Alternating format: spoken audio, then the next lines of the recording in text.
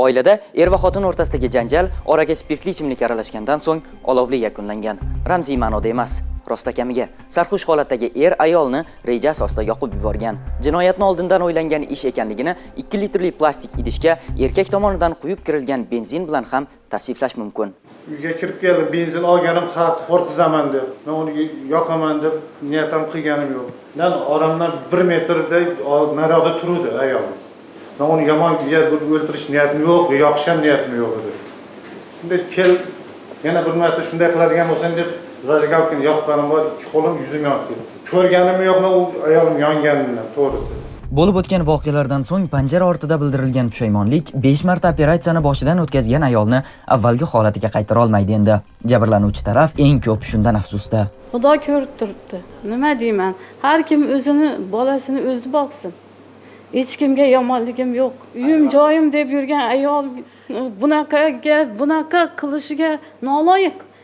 Aybi yo'q. Qilingan jinoyatni ayblanuvchining yaqinlari ham oqlamaydi. Ko'plar kabi ularni voyaga yetmagan 2 farzandning taqdiri o'ylantirmoqda. Yong'in bo'lganda shu tashqarida bo'lganda, katta o'g'li shu Qoraqalpog'istonda bo'lgan.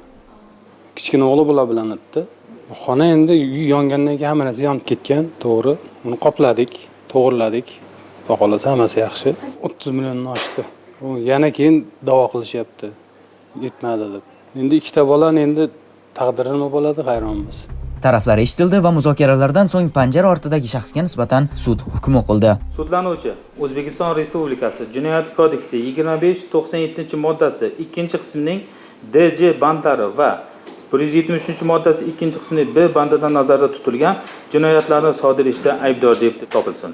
Unga O'zbekiston Respublikasi Jinoyat kodeksining 59-moddasi tartibida tayinlangan jazolarni qisman qo'shish yo'li bilan jinoyatlar majmui tariqasida uzil-kesil o'tashi uchun 18 yil muddatga ozodlikdan mahrum qilish jazosi tayinlansin. Kechagina kelajakka umid bilan qaragan butun bir oila a'zolarining taqdiri g'azabni jilovlamaslik ortidan biz qora deb ataydigan shaklga keldi endi.